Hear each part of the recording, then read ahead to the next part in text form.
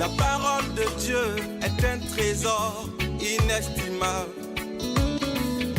Ne laisse pas ta Bible fermée. Oh non, non. Lis-la, médite-la, nourris-toi. Lis-la, médite-la, nourris-toi. Bonjour.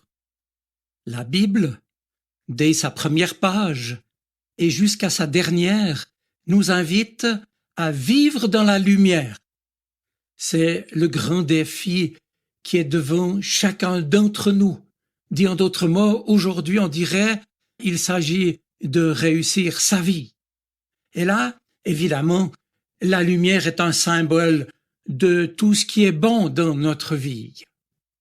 Dieu lui-même, qui est amour et lumière, savait que nous ne pourrions pas vivre sans lumière.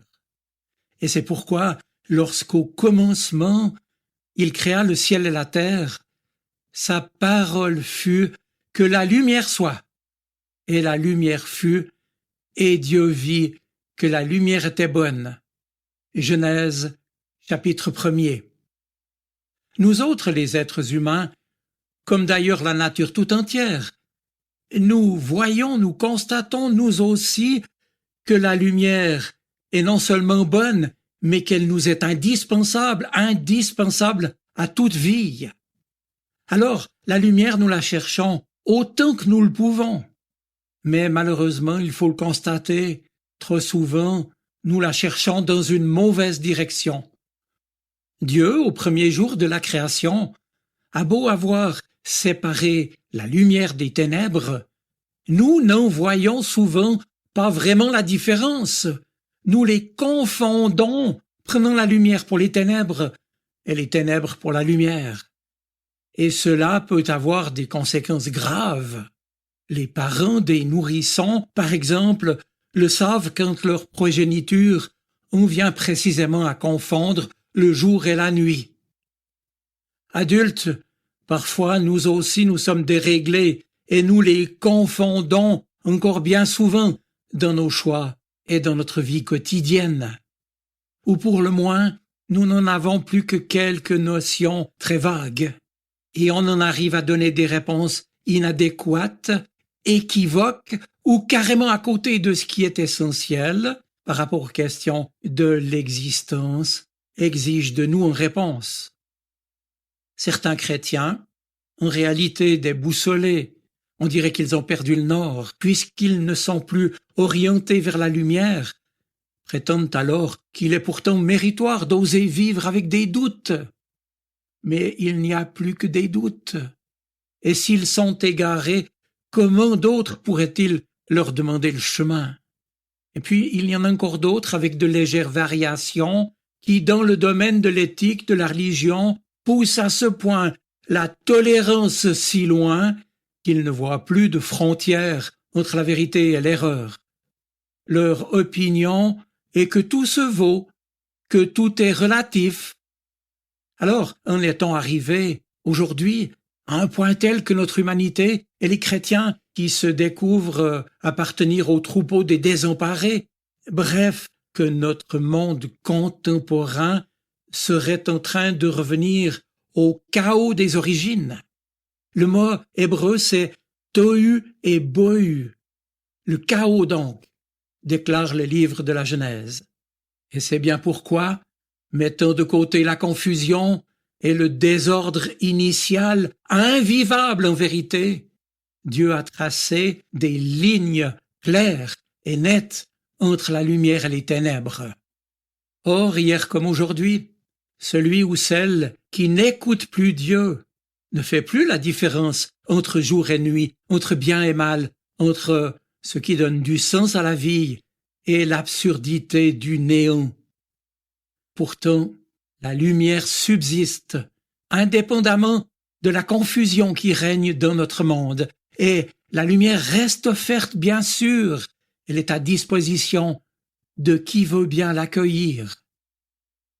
Cela dit, il est vrai que, depuis le départ, et jusqu'à maintenant encore, une lutte cosmique est engagé entre la lumière et les ténèbres, entre le bien et le mal. Or, cette lutte, vous le savez, ne se joue pas uniquement sur la grande scène du monde, mais aussi à l'intérieur de chacun de nous. Créés libres et responsables de nos choix et des valeurs que nous adoptons et qui nous dirigent, nous pouvons en conséquence, si nous le voulons, nous ouvrir à la lumière ou bien alors lui fermer tout accès. Mon ami, toi qui m'écoutes, quand tu t'ouvres à la lumière de Dieu et que tu l'accueilles, alors la parole du Christ devient la norme ultime de ta vie.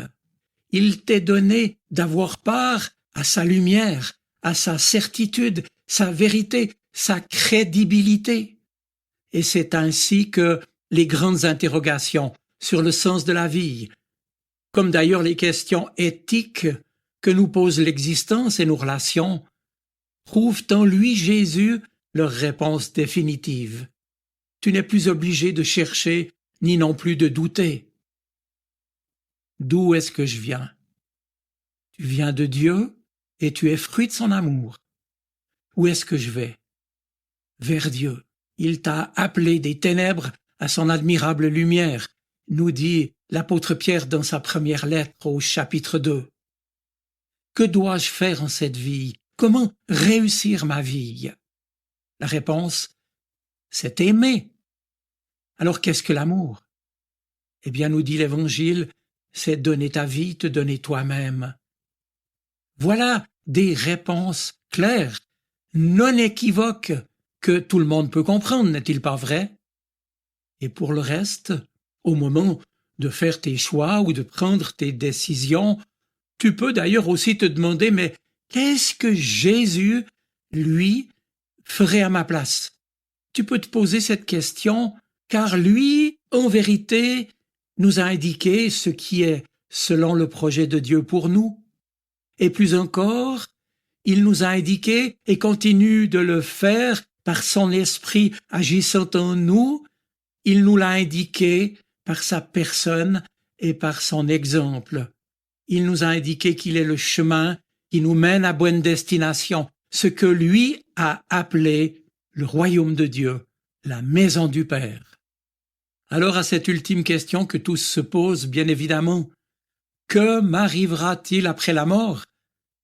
Eh bien, tu auras la certitude que si, au cours de ta vie, au cours de cette vie, tu as fait de ton mieux pour être un enfant de lumière, pour vivre selon l'Évangile, alors après la mort, tu brilleras avec Jésus, comme le soleil dans le royaume du Père, nous dit Matthieu, chapitre 13, verset 43.